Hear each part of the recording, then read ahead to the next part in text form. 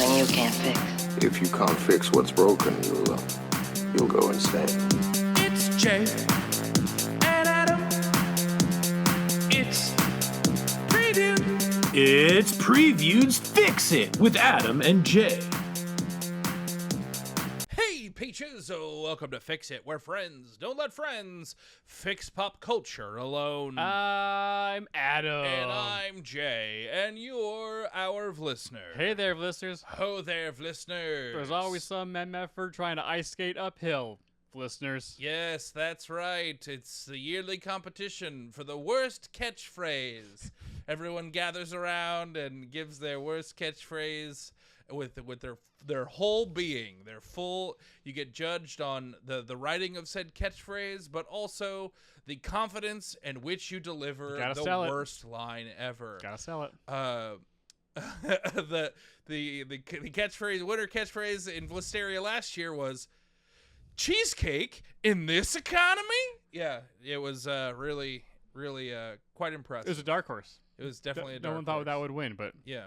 So send us your terrible catchphrases, and we'll judge them. Harshly, yeah. yes. Yes, indeed. It is a very cutthroat competition. Indeed. The grand prize is $100,000, so it gets a pretty hectic, and that's Listeria money, which is worth a lot more than the American dollar.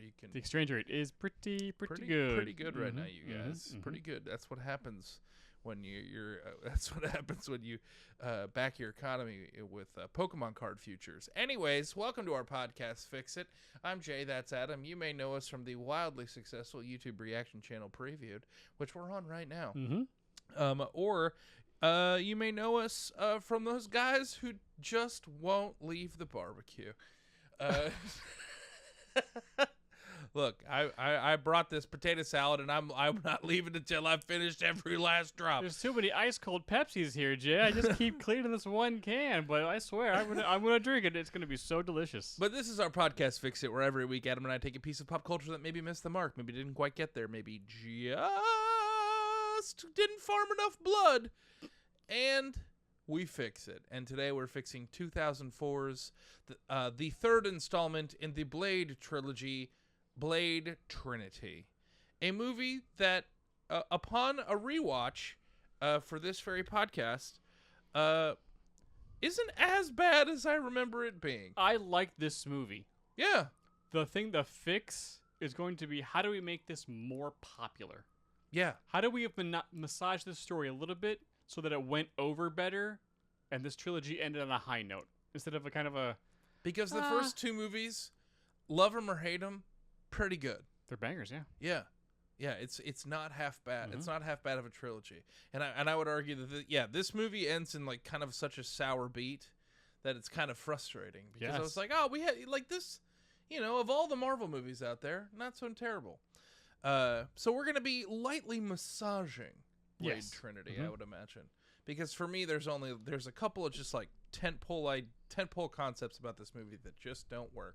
And I'm not sure that there's any actual fixing it in the long run. We got to give it a helping hand. But we'll get there. Yeah. We'll get there. But before we get to fixing Blade Trinity, we have come to everyone's absolutely most favorite of our first segments, Roll for Convo. It's everyone's favorite segment. We took a poll, and it's a segment in which Adam and I have 20 topics of conversation in front of us, provided by our wonderful producer, Brian, the best producer in the game. Also, where are the bodies, Brian? Wow. Yeah. Wow. Yeah, sorry, Brian, but wow. we're on to you. Okay? Okay? You maybe have plausible deniability now, but... we have 20 topics of conversation provided by producer Brian, and I'm going to roll a 20-sided die to figure out what our topic of conversation is in our first segment. And I'm rolling right now, and that is a 2. Gentleman's 2. A gentleman's 2. Ooh, this is going to be good. Okay. How do you feel about parallel parking? Are you good at it? Do you hate it? Do certain situations create more anxiety around it? Does the quality of your parallel parking ebb and flow with how much you're driving at the moment? Has it been a while since you've done it? Wow, this keeps going. How does it relate to your overall feeling on driving? Of course, as you know well, Jay, As you know well, Jay. There we go. Anything goes in parallel parking talk. Parallel parking talk. I am a decent parallel parker. Okay. I am decent at it. I have been driving, like, I've had access to a car in, like, the city for a long time. So, like growing up, parallel parking was something we had to learn for our driver's test. Yes. When you grow up in the Midwest, when you have a city basically designed around having cars, it's not something you necessarily need to do a lot. Interesting. Because everywhere you're going has a parking lot of some kind. Yes. Mm-hmm. But when you're in the city, parallel parking is the thing. Mm-hmm. So, like, when I first moved to New York, I didn't necessarily know how to parallel park that well. I got very good at it. Yeah. I have... I'm just realizing, I was like, I'm about to dive in, and I was like, I don't want to dominate this conversation. Do you have any, like, are you a good parallel parker? I'm the best parallel parker. I'm gonna be honest with you, Lashley. I expected you to just be like, oh, I don't really drive that much. I don't really have a lot of thoughts on this, and then I could just go. I don't drive that much. I haven't driven in a very long time, but I crush it parallel parking. You do? Yeah. I'm gonna. Can I be honest with you? Yeah. I don't believe you. Okay. Only because parallel parking is like such an ephemeral of the moment thing. There are times where I will either parallel park like the first time, absolutely crush it and nail it, or it'll take me 10 times. Oh, okay. Yeah, it's just kind of depending on the day. Like one time a month ago, when I was driving David up for bonus action so he could bring the maps and stuff. It took me about 3 or 4 times in a way that I was like, I hate that you're here right now because you're observing me. You're watching me fail. Okay. Watch out. Guys, if you are walking down New York City, or if you're like hanging out on the block or something, and you see someone parallel parking, it is your human duty to go somewhere else. There is nothing worse than trying and failing at parallel parking, and then you have like 3 or 4 people on the block just staring at you while you do it. Oh, I thought you were going to say something different. When you have observers, while parallel parking is a very private moment as a driver. Oh, okay. It's a very personal moment. I feel like it is the driving equivalent of like watching someone like take a dump. Like, you just need to avert your gaze. Do not draw attention to it. Just let the person go through what they need to go through to do the thing. Wow. Yeah. Okay. I'm shocked. I thought you were going to say something different. What did you think I was going to say? It's your human civic duty to help. Oh. To walk up, give them the opportunity, and then do you want help? I can give you. Yeah. I've had people try to help me, and you I've not been in the right mood. You have to ask, can I give you the distance? Mm-hmm. And I think that is, but then, because that is, well, also now, when we were learning how to parallel park, there were no rear cameras. The technology that was on my mental list of things to go through. Was not there. It had to be strictly through the force. The reverse parking camera is the best thing that I think modern technology has invented. In regards to, like, I don't know how I had survived in New York parallel parking as much as I did without the reverse camera. Honest to God, do you know what I ended up doing? Trading a lot of paint. And look, that's just the reality of parallel parking in New York. It is. It's like you're going to get banged up a little bit. And people are like, oh, someone dinged your car where they were parking. I was like, no harm, no foul. I've done it to other people. That's just the exchange of paint is just it. That's the circle of life of parking in New York City. Because parking in New York is like, when I was parking like in Manhattan, it's Game of Thrones, dude. There's a lot of different players on the board when you're trying to like off-street park in a way, but also get your spot back. Like there are different gangs and there's political alignments. It's very serious business. And so you trade a little paint. Kimberly can parallel park like crazy. Really? She's really good. Good for her. She's really good at it in a way that annoys me. Oh, here's why it bothers me. I'm usually in our house, I'm the driver. Right. Mostly because I get motion sick if I'm not driving. Sure. So I drive the majority of the time. And I can just you've met my wife. She could just, She can be a sticky wicket sometimes. Sometimes. And I can just, whenever I'm doing a bad job parallel parking, I can just feel her thinking like, this idiot, I can do this better. Wow. Okay. Because the thing is, she can, but she also gets some bumps, and she's not, and like that's where her Philly comes out. She gets those bumps in, and she's like, I don't care. Yeah. I'm getting in this spot. Sure. Oh man. You know the trick, right? What do you mean the trick? The trick to parallel parking? No. With lining up your window. Is it your window to you line up your rear view mirror with their rear view mirror. Yeah. I wouldn't know if that's a trick. That changed the game. Oh, that's just how we learned it. We didn't learn high school. We didn't learn in high school like that. Oh, interesting. Yeah. Man, but parallel parking has been like it's so funny. That has been like so top of mind lately. Our new neighborhood. The thing is that like our new neighborhood, like parking there are much more spots. Like I don't have sometimes I drive up here last year and it's like I was like I'm just gonna die in my car because I can't. There's no spots. There's no spots. Yeah. There's just no spots. And it's the wildest thing about New York to me is that if you ask most New Yorkers, hey, do you know anyone or do you own a car? And they'll be like, no. Do you know anyone that owns a car? No. Who has all these cars? Where are all these cars coming from? Because I don't know. Like when I lived in Manhattan proper, I maybe knew 3 people of all the humans I knew that owned a car. I don't know where all these cars are coming from. That being said, the neighborhood, I can find spots. I don't know what it is about this new neighborhood, but people do not know how to park out there. You mean like they're leaving too much space in between? They are not observing like the commandments of everyone getting a spot in street parking. Whoa, okay. If there's a lot of room in between 2 cars, you do not park in the middle of that space. No. You get close to one of your cars. Yeah. You also need to be. Oh man. I mean, someone's like parking in the middle of large spaces and not.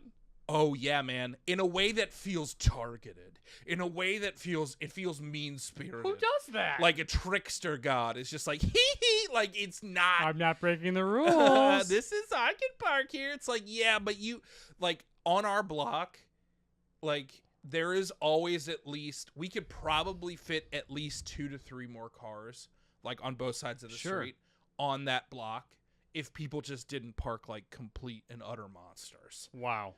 And also, oh man, the other night I was getting, it was one of our night shoots, like last week. Sure, yeah. That I was coming home, and it was a little late, and there was a spot right in front of the house, but one of the cars to like the front part of the parallel parking, which in a parallel parking situation is the most important car from like where it's located. It was so far off the curb that I couldn't get the right angle. Yeah. I couldn't get the angle in, and I was like, "There's more than enough space in this. This is a huge space, but I can't." You can't S-turn in. Yeah. Kimberly was like, "Do you want me to do it?" I was like, "Yeah." Did you do it? Oh yeah. Awesome. I mean. Those cars got some bonks. And rightfully so. You're too far away from the curb. Yeah. She was like, I'm going to maybe hit some of these cars. And I was like, I know. I was like, get in there and get messy. I was like, desperate times. How far away should the wheel be from the curb? The wheel be? Yeah. Honestly, as long as you are lined up with the other cars in a way that makes sense, I think it's fine. Oh, okay. What do you mean? Like the wheel... How far away is the wheel from the curb? I mean, ideally as close as possible. Like that's the ideal, but like, you know, how far away is like you're too far out? Oh, if you have to like look, we all fold in our side mirrors. Sure, yeah. At least in the city, because you just never know what's going to come by. But if you have to fold in your mirror because you like it's not like a courtesy, it's a necessity, then you're too far off. Do you know what I'm saying? Sure. Like in this city, it's like I'm not going to judge anyone's parking parallel wise, space wise, because like, you know, you got to do what you got to do.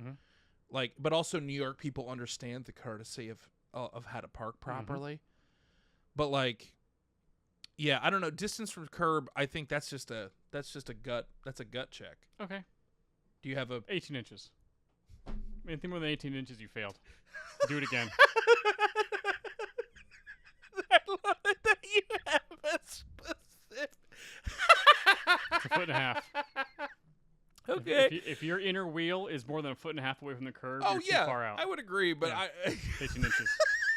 The way you just pulled that from your hip means that like I had the mental image of you just out on the street just measuring tires. Nailed it. 10 3/4. A lot of night games. Oh, that's hilarious. But yeah, when was the last time you drove, Lashy?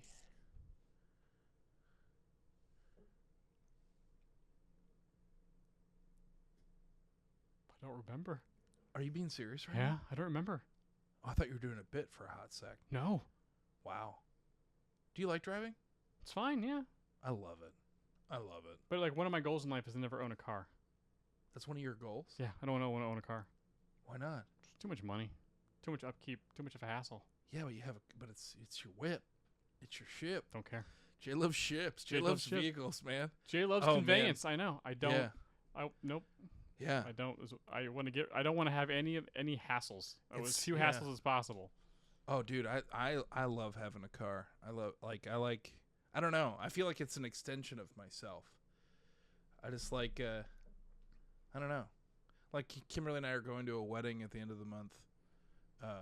We decided to drive. Where is it? It's in South Carolina. It's about like a 9-hour drive. Woo. Yeah, I just love it. Okay. Yeah, it'll be fun. Kid going with? No. Nice. No. Yeah, yeah, there's a lot of misconceptions about what we're going to do for this wedding. But I guess we're driving. In South Carolina? Yeah, it shouldn't be so bad. It's 9 hours. We timed it out. From here? Yeah. Up here? It's not that far. The Carolinas aren't as far as you think. It's like when I took that flight to Tennessee and it ended up being 45 minutes, and I was like, "What the South Carolina? Or it's north. It's one. It's yeah, 9, no, it's north it's to 9 north. hours away. Okay, that's all I know. Where if it's in the Carolinas, it's gonna be in North like Carolina. most J things, this is one of those. It's a Kimberly's friend wedding, so I'm like I'm paying just all that attention. Yeah, I'm with it's you. gonna be a lovely time. Sure. But we're driving because I love driving. It's fun. Okay. Yeah, because I feel like you have the best conversations like while driving. Really? Oh yeah. Okay. Yeah, if we could do this podcast while driving in a car, I would love it. So we would be comedians in cars, just talking. Yeah, comedians in cars just talking. I don't think that's a great idea. Yeah, we maybe get a beverage of some kind. You know, Sure. like a latte. Keep us awake. Yeah. Yeah. That sounds fun. Mm-hmm. Yeah. And not be snarky old boomers about it. It'd be the same car though. Yeah, it'd be Yeah. the same car every time. I'm not getting another car every time. No. Why would you do Why that? would you do that? That's crazy. That's weird. That's weird. But yeah, parallel parking. Not even once. No. No, it's Well, the fact that they have cars that can just do that now. Oh This yeah. is like let go, boop, and it's like Kimberly's got dad it. had one of those cars for a while, and it was an incredible thing to behold. It just literally just did it. that's nuts. Yeah, but like just all I will say is last thought. If you know anyone, if you know the person that invented the rear backup camera, you need to give them a hug and a kiss from me On the mouth. on the mouth. Be like, Jay sent this. Kiss to you. We love you. A little tongue. Yeah. Not much. Respectful tongue. Respectful, indeed, because it changed the game. Yeah. Well, that's been parallel parking talk. We did it. I want to test out to see if you're as good as you remember it. Okay. I mean, it's been a while. I'm not trying to like throw shade your way. I don't like think I'm you not are. trying to snark you, but like for me it is like if I haven't done it in a while, it does take me like I don't Hot know if second it's to I don't remember, know yeah. if it's riding a bike, you know. Mm-hmm. We can do that for a video or something. We could, yeah. Yeah, and then you can get out and kick the car. Yeah. Like I say, and if I fail, I'm gonna kick your car.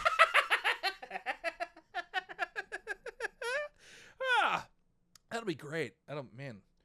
Just do it for the memes, you know. Well, that's been Roll for Convoy, everybody. Thank you for We did thank you it. for indulging in our most favoritist of all segments. We took a poll. we should probably move on to Blade Trinity. Blade Trinity. Blade Trinity. But before we move on to Blade Trinity, we should probably hear all about this train wreck of a production from our wonderful producer, Brian. He's the man, the myth, the legend, and the body killer? hider? Yeah. I was going to say Snatcher, but... When Brian rolls that beautiful bean fun fact footage. Thank you, gentlemen. Producer Brian here, and today we're fixing the third installment in the Blade trilogy, Blade Trinity. Released in 2004, this movie was written and directed by David S. Goyer and stars Wesley Snipes, Chris Christopherson, Jessica Biel, Ryan Reynolds, Parker Posey, Natasha Lyonne, Dominic Purcell, and Triple H. Here are some fun bean facts. This movie cost $65 million to make and made $132 million at the box office. Apple didn't pay for product placement. They offered equipment at a 60% discount. Snipes sued New Line Cinema, claiming that his full salary wasn't paid, he was given less screen time than his co-stars, and that he was cut out of decision-making as an executive producer. Snipes was also very unhappy with the script and the director choice, which was a massive problem to him, and he was a massive problem on set. It was universally panned, and if you care, it has a 24% on Rotten Tomatoes and a 2.5 out of 5 on Letterboxd. Anyway, back to you, gentlemen, and please enjoy writing your fix. Good job, Brian. Great job, Brian. Almost as good as when you hid those bodies. No one can find them. So good at hide and seek, that guy.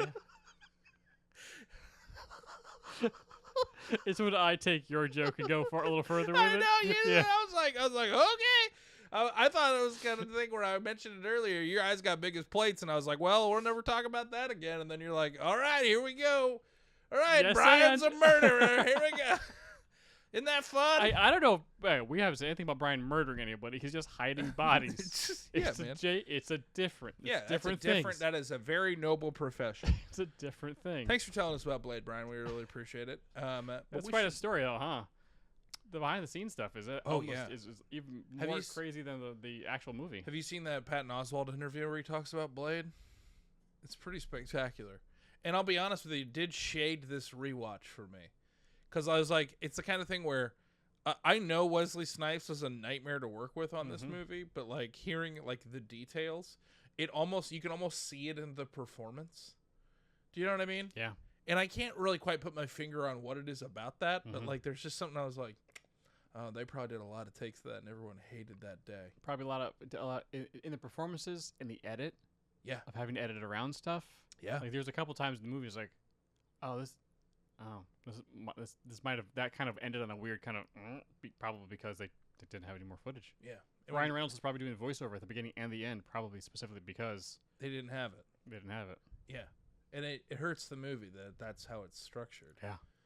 Because you have a character doing narration at at the beginning and the end, and then never again. Nope. And he is not. And normally, like the narrator, if they are a character in the movie, they're some kind of arbiter of what's going on. And Ryan Reynolds is a supporting character at best in this movie. Mm-hmm. We just like it when he talks. So I can't blame them for making that choice. Yeah. But it's just fascinating to me that I think when Patton Oswalt on the interview was just like, he's like, look, it's not the best movie in the world, but I don't think you understand how bad it could have been. So like, wow, it gets an A+ for being decent because it is. Yeah, it's a decent flick. But for those of you who have not seen Blade Trinity, we should probably do a little bit of a recap for you guys and everyone's absolute most favorite segment. Pull Out Drop. Which one's who should do plot drop? You do it? Yeah, I guess I did the last one. Yeah. All right, Blade Trinity. This is pretty easy. The vampires are getting really pissed off because Blade's really good at his job. He's good at he's good at blading. He's blading. Yeah, Blade's gonna blade. So this group of vampires decides to free Dracula, the original vampire of legend who goes by many names. They call him Drake in the movie, but the movie just opens with them finding him in like Sumeria, which is like modern day Iraq, whatever. Sure. They free him from a thing. Cut to modern day, and Blade is out blading, doing cool, killing vampires with cool weapons that he only uses in this one scene. I don't think he uses those weapons again. There was a whip or something. It's pretty cool. Yeah, I mean, he's got some cooler weapons in the end there. He's got that spinning blade thing. The batarang type of that thing, was yeah. cool. But so he kills some vampires, and then he accidentally kills a human, one of their familiars. Yeah. Oh no! And the vampires like frame him because they're filming him from like a very far distance away with 2004 technology, and they frame him. They give the information to the FBI because the FBI is like, "Who's this Blade guy killing people?" And Whistler, who remember came back in the second movie, is like, "Hey Blade, I'm getting old on you, and all of a sudden, I'm probably going to leave, so we gotta be careful. We need friends. Remember friends? You gotta have friends." Blah, blah, blah, blah. The FBI shows up.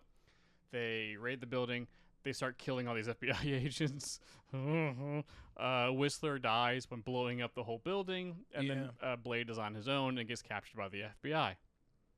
They start trying to interrogate him, and then Jessica Biel and Ryan Reynolds show up to save him because the bad vampires show up. They're gonna try to kill him because they clearly are. They have infiltrated the FBI. There's a couple familiars that work for the law enforcement. Yeah, and so Blade gets taken to the Night Stalkers, which are other like humans who like fight vampires for their own personal reasons. And they're in the comic books too. Like Night Stalkers are, you sure. know, it's pretty. Yeah, I thought that was pretty cool actually. They could have. Yeah. But so anyways. we meet these characters. Patton Oswalt's in it. It's pretty cool. They're like, hey, the vampires brought back the original vampire. He's super scary. But hey, we also have a virus that may kill all the vampires. But we need the super vampire's blood. So everyone's got basically everyone's got the same goal at this point. So let's go fight some vampires. Yeah. So they all fight, and then they stop the bad guy. Stop the bad guy, and the virus gets released, and all the vampires nearby die. But Blade doesn't because he's a hybrid. Yeah. And that's literally it. That's it. I mean, like, there's some interpersonal stuff, and like Natasha Lyonne gets, killed. That sucks. Yeah, it does suck. Even though I don't know why they put a blind character in front of the security cams with no other kind of alert, no sounds or nothing. Nope. Didn't make any sense, really. But she was reading a book to the kiddo, and that was cute. That was cute. But also, I was like, what? Why even? Okay.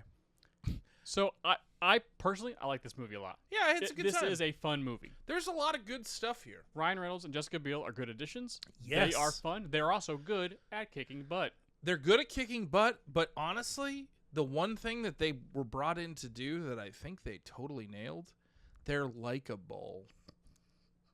Whereas, like, Wesley Snipes does a good job as Blade, but I don't think Blade is a relatable or likable character. At this point? Especially in this movie. Yeah, no. I mean, 'cause it was decreasing as the movies went on.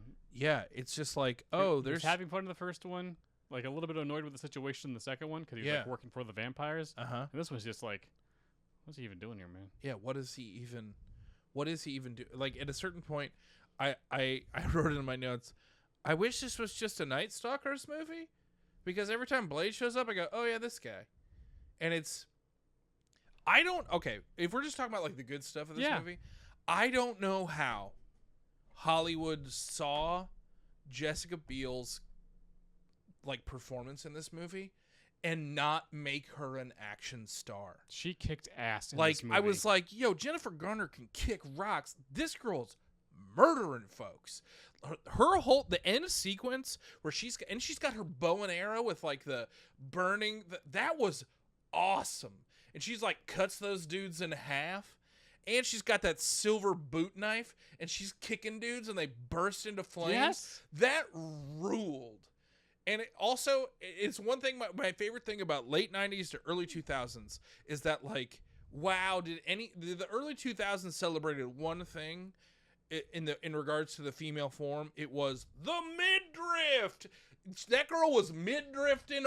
She was Tokyo mid-drifting all the way through that movie in a way that I was like, get it. Like, it wasn't even like they were like objectifying her. No, not at all. I was more like, I was just like, get it, girl. Yeah. Get it. I was like, look at her go, living her truth, kicking vampires to death. Like, she was so good in this movie. Yeah.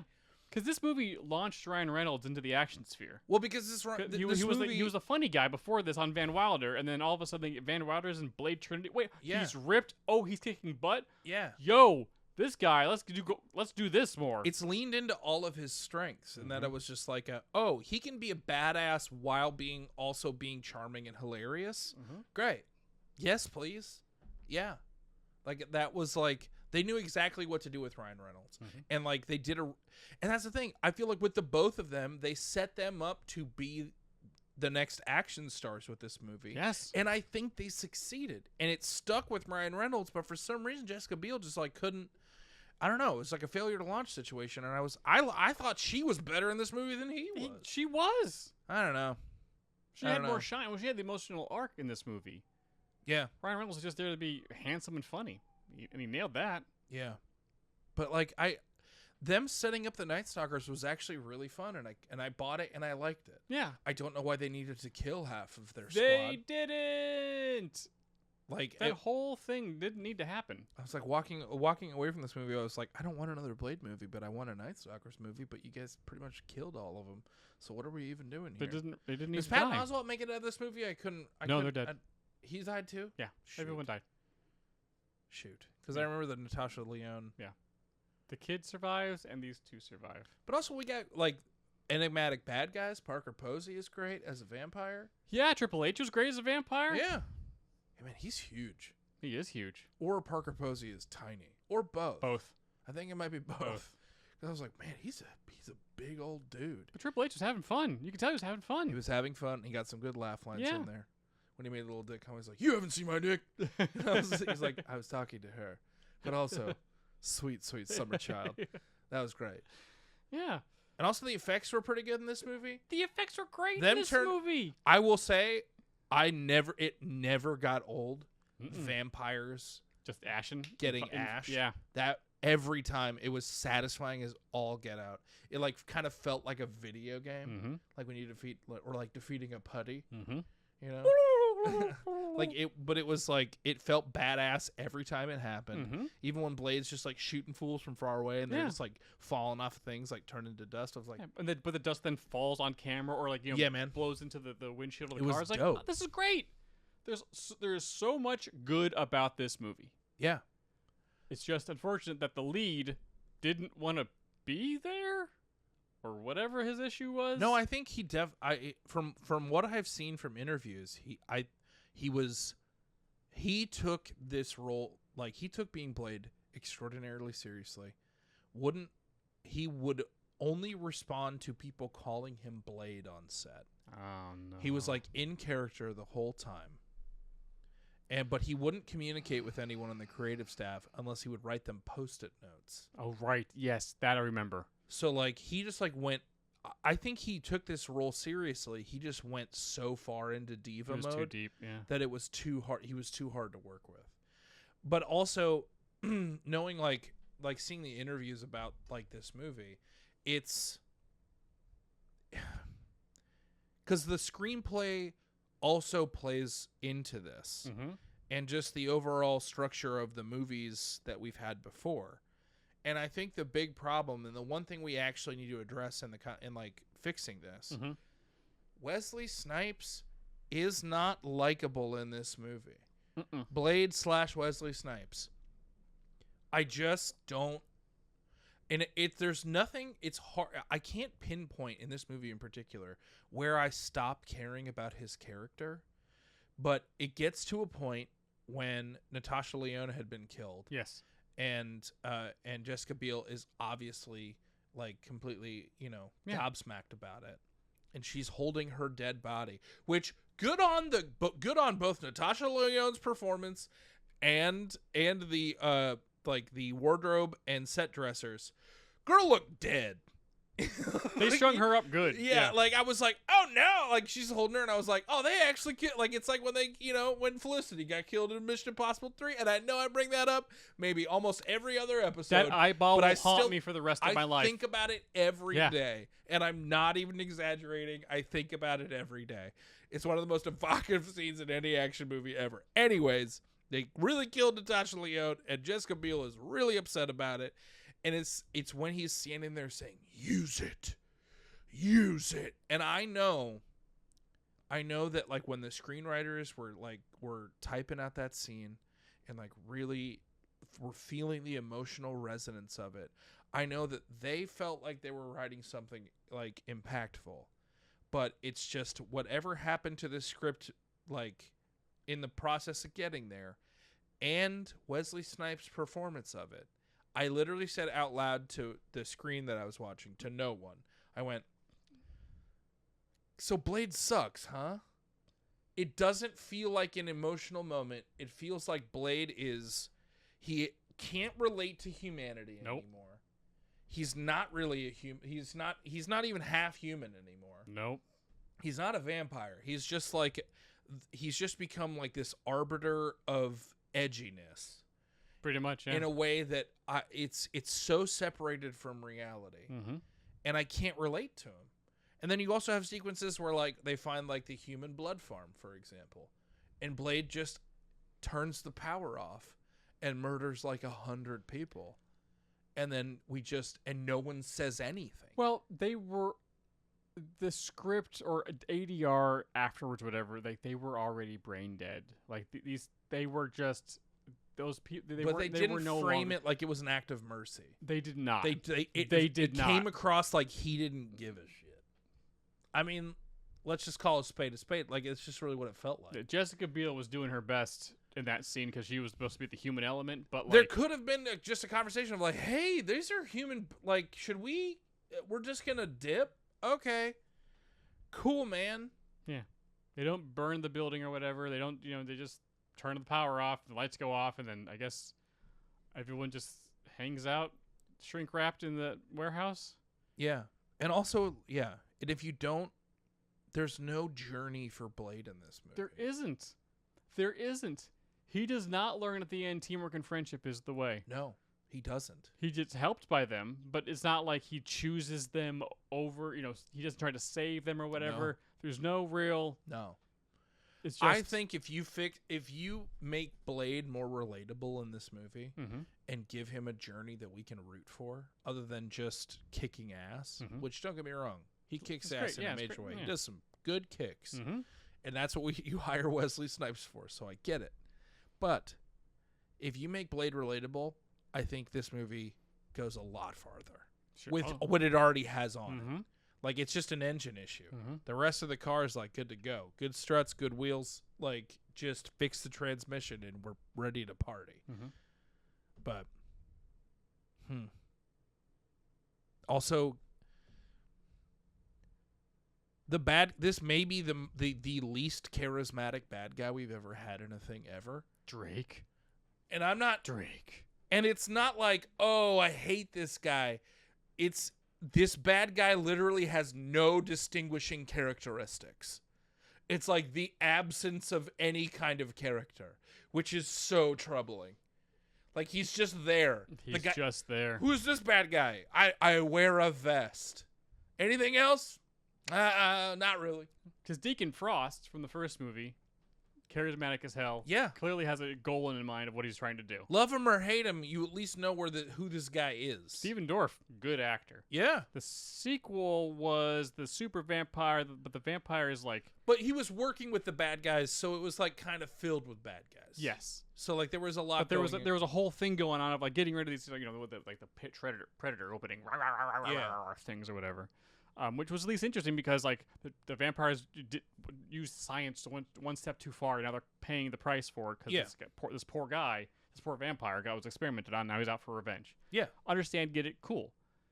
But yeah, he's like this original vampire. He's just like, I'm just kind of here, I guess. Yeah, and he wasn't. And honestly, we spent more time with his underlings, and getting to know them. Yeah, like Parker Posey did a great job, but I was like, why isn't she just the bad guy of this movie? Because this other guy is just kind of like there. Like, and they had some longs, like when he walks into that vampire scene, the vampire shop. Dude, they were in there for like 15 minutes. I'm not even kidding. Like, it felt like they were just trying to extend the movie because they just didn't have enough footage. Yeah.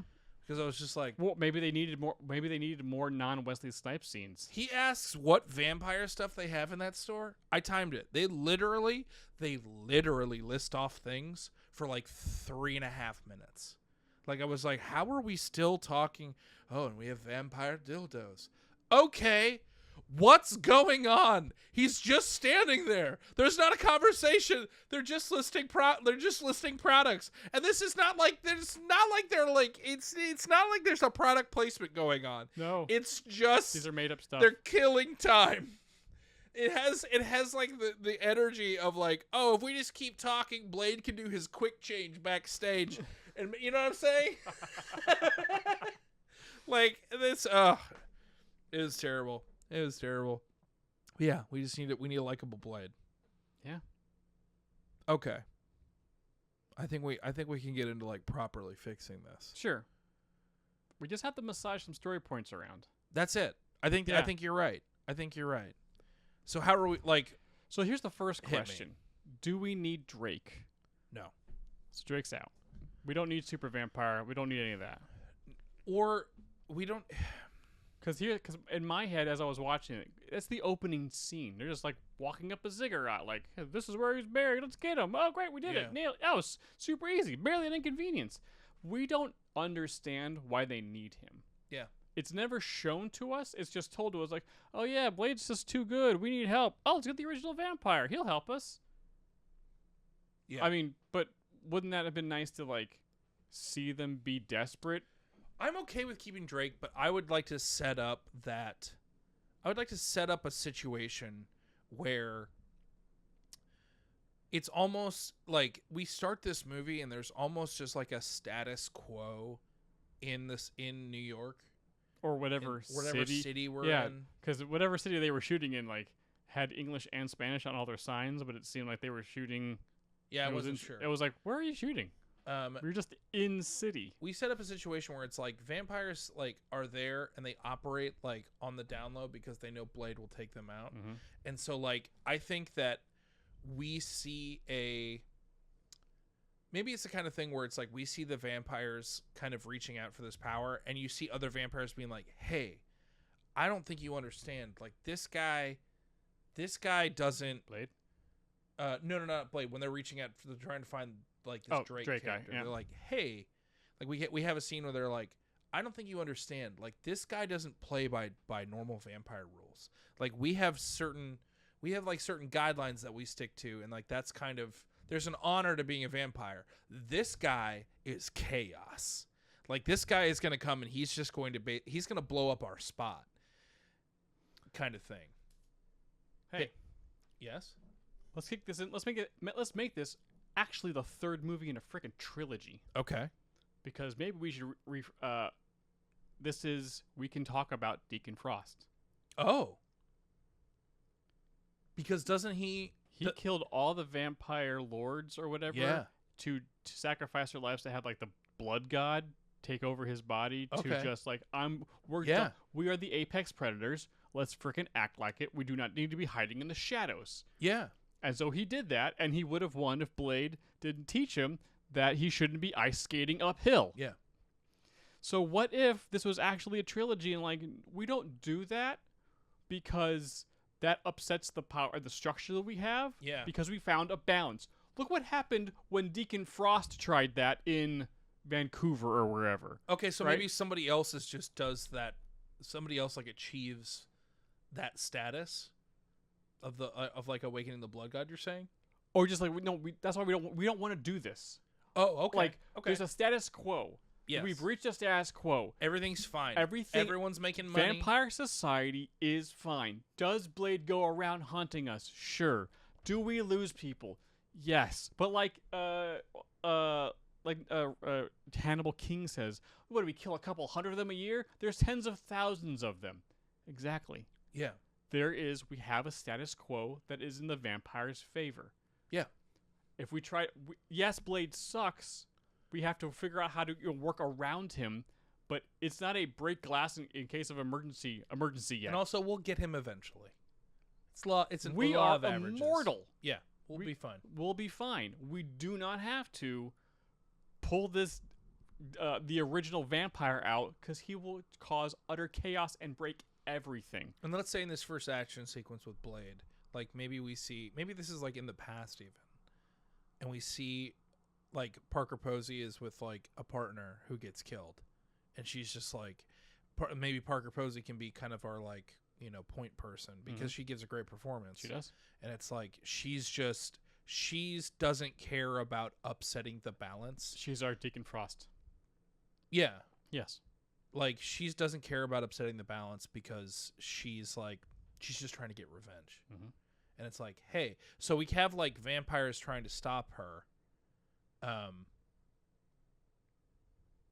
Maybe not like physically, Sure. but like there's a conversation Mhm. had being like, hey, like you shouldn't, like this is going to upset the balance of what's going on. This is going to blow up our spot. Like he's going to let people know about us, and that's the last thing we want.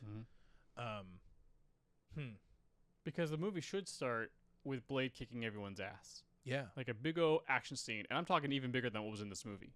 Yeah. Like, just have him, like, just absolutely drop the hammer on... I mean, if you want to kick it back to kind of like the Blood Rave from the first movie, which is, you know, cinema history. Yeah, that was really dope. But just, like, he busts into this whatever vampire, you know, whatever business that they're doing. Yeah. And just wrecks all of the shop on them. Yeah. And it's all because at this point we've seen him beat Deacon Frost, the super vampires from the second one. Yeah. Blade at this point is like ascended. He's really awesome. But I think maybe there's a certain aspect to him. He's just ruthless.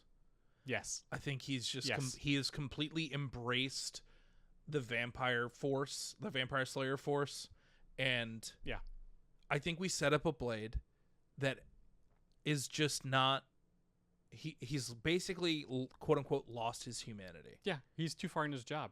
Yeah. Yeah, he's been at this too long by himself. Yeah. Which is Whistler's whole point. Which is also the whole point of the movie. Yeah. So we start with a big ass battle scene. Yeah. Blade kicks ass. It's awesome. Parker Posey and the people, you know, and her brother can survive. Maybe her brother dies. Yeah. And you know, there could be a couple of like, you know, Triple H or whatever can also be there because he was great. But just like younger vampires, but not too young, but younger. Yeah. But like, we can't do business in the city. Sure. Blade's too powerful. He keeps kicking our ass. No matter what we do, he's always there. I mean, you're right. There is a status quo. We are getting stuff, but like this, we could be doing more and we could be doing better if we didn't have Blade. We have no countermeasure to Blade. Sure. So like, let's break glass in case of emergency. Let's get the original vampire. Why the hell not? Why the hell not? We have nothing to lose. Yeah. I think it's also, you can, in lieu of like there being a disease, I think it's set up, it's like, hey, yeah, he's really powerful, but like you don't understand. Like, if you destroy him, like you are going to weaken all vampire. Oh, that's great. I don't think kill vampiredom because we want to no. leave it open. We for don't want. sequels. Yeah, we don't want to Dresden this whole But it's situation. like he is like kind of he is a pillar of like of vampire magic. I don't think you understand that like if you're to go, like you're gonna kill a lot of vampires. You're also gonna weaken a lot of the older ones. Like he is very much a break glass, like in case of emergency. This is not an emergency. And they're like, and there are people like, nah, I think it is. For us, it is. For us, it is. Yeah. Like we want, like Blade's got to go. I think you set up a situation where, and we can set up a scene between Whistler and Blade, where Whistler, you know, observes and describes this of Blade, and it's like, hey, like, remember the Daywalker? When have you been outside during the day? When have you been outside during the day? Like, when has this all been like? You're supposed to be at both worlds. Also, like, you took out all those vampires. Like, a lot of other humans like got hurt, and he's like, well, they're not. They're familiars, like, whatever. Yeah, they're familiars. They're like, you know, they're like, why do I care about them? It's like, and I think we drive the point home is like, you know, remember how you're half human? I haven't seen that half in a while. And like Blade's like, you know, hit home by that, but he's also kind of like but washing it off. I'm doing the work. Yeah. Yeah. And I think we see another save after this where we can set up a similar situation where it's like he kills a familiar, it's on camera, like they set him up basically. And I think we set the Whistler thing in motion, but I think it gets to a point where I don't think Blade gets captured in that moment. I think he's there when Whistler dies, and Whistler says like, "You need to find my daughter." Like, it sets him on a quest. Yeah. Because then it's not them finding him. Like he has to go, like he has to have the agency to go and And he's like, who's your daughter? And he's like, she's a Slayer too. And he's like, I work alone. And Whistler's like, not anymore. Because this isn't. I think, and Whistler, I think they need to, because remember in the first movie when Whistler died, he was, didn't he get bit? And then they had a moment, and then he like offed himself. Sure. Right as he was walking away. Or yeah, I think it's important that we have that emotional resonance of like Whistler, like even though he was saying like I'm getting old on you. I'm really sorry, but I think they have to have that emotional scene again. Like you need to remember your humanity. Yeah. Find my daughter. We don't have to kill Whistler though. We don't. I'm thinking about it. If we wanted it to be, hey, I'm bringing my daughter and her squad in here to work with us. And Blade's like, no, I work alone. He's like, nope. He's like, after that last one, he's like, I've been toying with this idea, but after that last night, yeah, you're getting some teammates. Mm-hmm. Blade's like, well, what if I don't? It's like, well, then you can work without me. That's fine. But like, either or. Sure. Because if we want to set up. I feel like we can drive even further home the point of like Whistler being Blade's father figure, and we can set up the dichotomy. And obviously, I can't even remember the character's name. I'm just gonna call her Jessica Biel. Like Jessica Biel and her dad. Oh, Abigail. When Abigail and her dad clearly don't get along that well, I think we can set up the dichotomy of like her having a bad relationship with her dad, but like he has like a father-son relationship with her and they have a pretty good relationship. So like those interpersonal scenes could be kind of fun. So maybe we don't kill Whistler. Sure. Okay. I think maybe he brings him in for Blade's best interests. Mm-hmm. Or that people were starting to fight vampires on their own because the mythology of Blade was out there, was growing. And so Whistler realized that these people are out there doing stuff and they're going to get themselves killed. And so since he has a lot of free time on his hands, that he started to build the network of by himself and then started to grow. I think that's dope. I like that because I don't think Whistler needs to die. He doesn't. And him coming back to kill Natasha Lyonne and Patton Oswalt, I'm like, nope, I don't like that. Yeah, the Night Stalkers live. That wasn't. Yeah, the Night Stalkers are going to make it. Yeah, the Night Stalkers are not. Yeah, because there's no reason for them to die. And I want more movies, like straight up. Did you see the series? No, what? So after this movie came out, I'm going to derail a little bit here. After this movie came out, there was a 12-episode series. The Blade the series came out on TNT, I believe. Who's in it? I don't. It wasn't Wesley Snipes. Clearly, it was somebody else. But it was set in Detroit, I think. It was 12 episodes. Blade the series. Yeah. I didn't know that. Mm-hmm. That's wild. If I remember correctly, not half bad. It wasn't half bad. Okay. It was. I think it was okay. Well, I think Blade works better as a show than. Yeah, it's like kind of like Buffy. Well, when they announced the Blade movie, I was like, can we just get if Netflix, if old school Netflix Marvel had done Blade, that would have been pretty dope. And I think you and I both know that. Like, forget Iron Fist. Like. Mm-hmm. Dope. Okay, that's cool. Yeah. So where are we moving from here? So while Pucker Posey and her gang go find the original vampire, sure, after they maybe kill a couple older vampires to be like, we're doing this. Yeah. That can be taking place while Whistler is introducing Blade to the Night Stalkers. Oh, sure. I think so. I think it's two parallel tracks that have yet to they haven't merged yet. I think the Night Stalkers being a part of the situation don't have anything to do with the new bad guy coming. Mm-hmm. I think it's more Whistler trying to help people who are trying to fight vampires, but also help Blade remember why he's doing all this. Yeah, and make it a character thing. Mm-hmm. And then I think we can, once we get this Deacon thing, I think maybe his presence. They don't necessarily fight him directly a bunch of times. I think it's just him being awake and being out and about is just making vampires more powerful. Sure. And so we can see a situation where it's they're going out on hunts and it's more about their interpersonal relationships and Blade learning how to. We almost get a trying on outfits montage of Blade trying to work together. Mm-hmm. with other people and it not going because great they're at the good at working beginning. with each other, Yes. and Blade is not good at working with Blade people. just does what Blade does. Blade be blading, baby. Yeah. Yeah, that's not bad. Yeah. So I feel like we've made it into our second act here. How do we jump from the second act into the third and then land the plane? Well, Parker Posey and her gang basically just set up like Drake. Like, the reason why we called you out is because we don't have an answer to this for the Daywalker, Yeah. and he's ruining everything. Sure. So like, we need you to kill him, which is kind of the same thing. He's like, but what am I? Why am I here? I can't be just here to kill this Yeah, one you didn't call me hybrid. just to kill one dude. What? Yes. It's so much more than that. It And they're like, it's actually not. And it's, Yes, because for them, it's just, yes, no, we want Blade off the table. That's all they thought about. yeah. But they have no idea what they've actually unleashed. And to make it a trilogy, Mhm. maybe Deacon's like, cool, I will do this for you, but you're going to do something for me. And maybe he resets up this blood god ritual against, and is like, Parker Posey is going to be the one to do it. Like, and it's kind of against her will.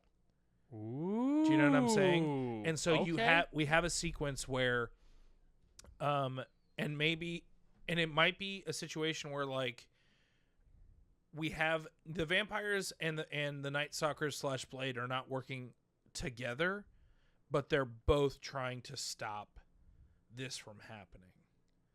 Do you know what I'm saying? Mm-hmm.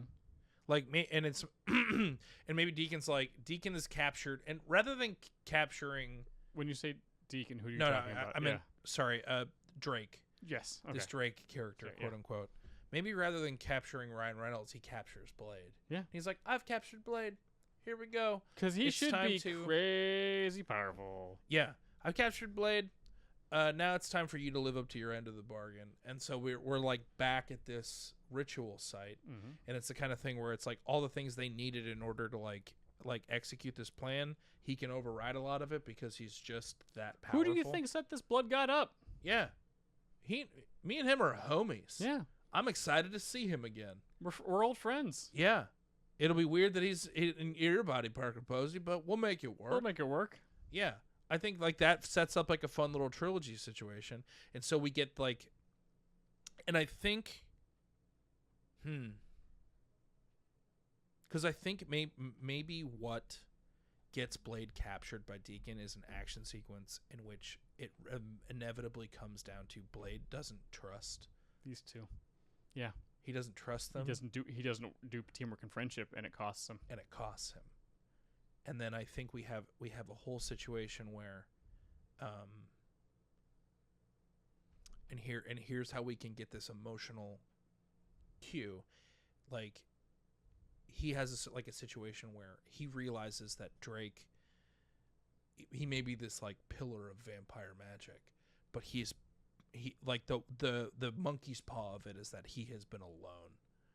And the one thing, like, he's trying to burn the world down just to get his one friend back. Do you know what I'm saying? Ooh. But also, Drake has been like, they're not coming for you. Like, you're already off the board.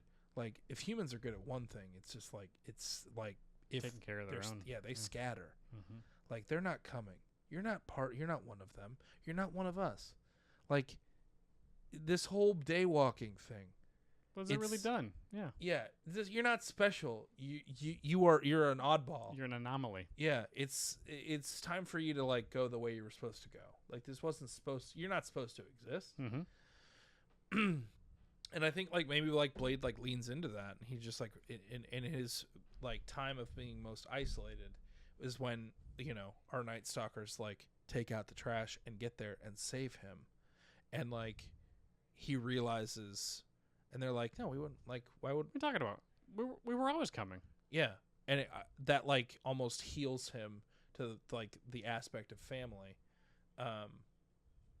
Hell, it could even be a situation where if we wanted to kill Wheeler but later, or Whistler, excuse me, want to kill Whistler but later, like, I think maybe the sequence that gets him captured is, like... we lose Whistler in that situation, and so that almost drives the point home of like you think You think Abigail's coming to save you? You got her dad killed. Whether or not she actually liked him, she still loved him. Like, this whole thing, like, you're gonna be alone just like me. He's like, I'm summoning my friend back, so I'm not gonna be alone for long, but like, you're alone forever. And then the cavalry rolls through, and we get a situation where, and we get almost a healing of Blade's heart to some degree. And I think we set up that, like, they're not sure if defeating Drake is going to kill Blade. And he still doesn't necessarily trust the Night Stalkers, but I think it gets to a situation in fighting this and stopping this ritual that we get a moment where the Night Stalkers hesitate in killing Drake because they don't want to hurt Blade. Sure. And he in deciding, like, take the shot, is like, that's his way of being like, it doesn't matter. Like, this is going to, like, this is for the greater good. This is for, we get a human moment. Yeah, because they do that in the movie of, like, we don't know if this will kill you or not. Okay.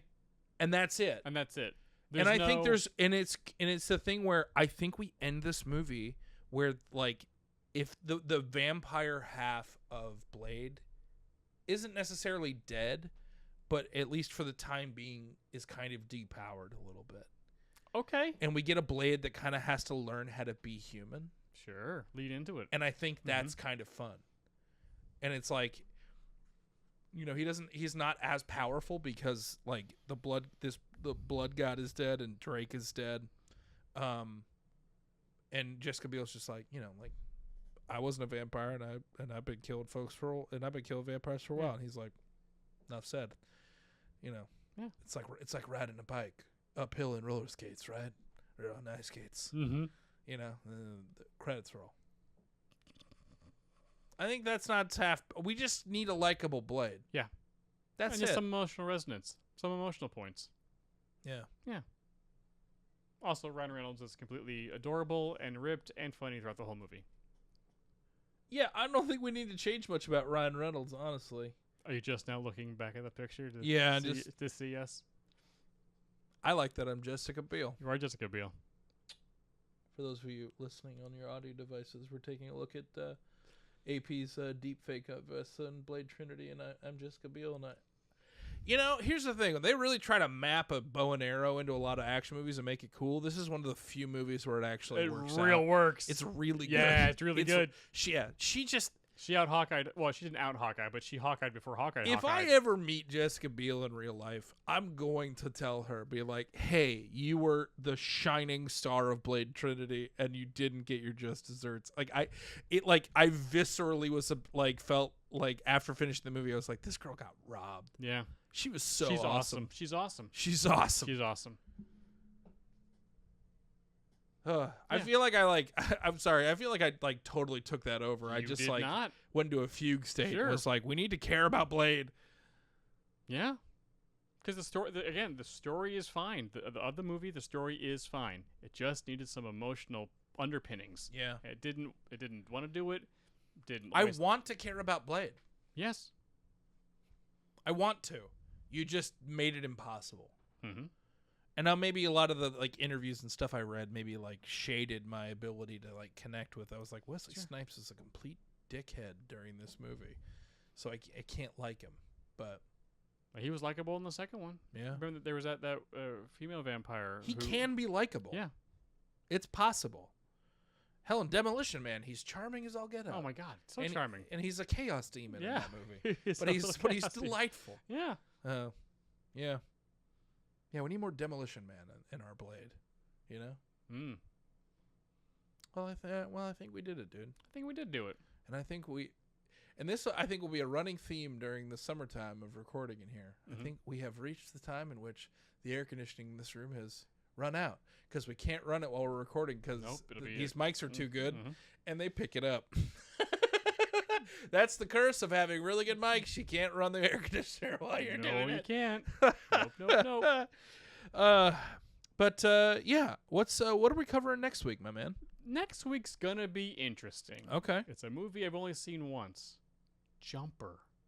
I've never seen it. Really? I've never seen it. It's really interesting. It's like Okay. if everyone was Nightcrawler. All right, I can dig it.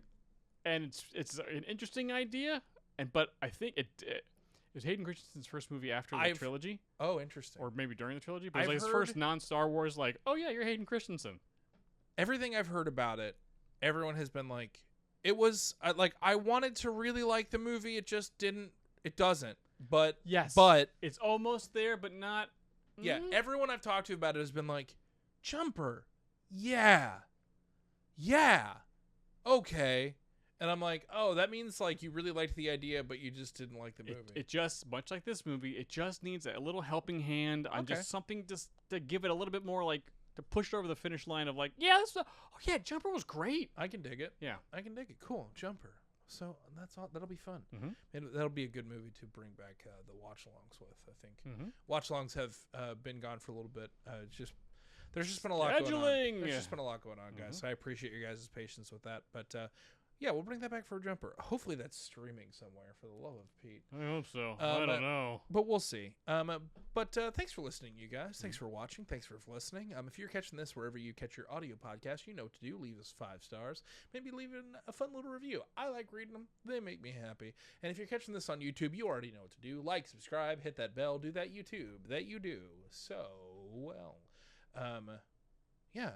And as we end every single one of these episodes, heartbreak feels good in a place like this. It's the Daystar virus arrow that you don't see coming. And how. Right? This has been Rug Talk. We'll see you next week. Bye.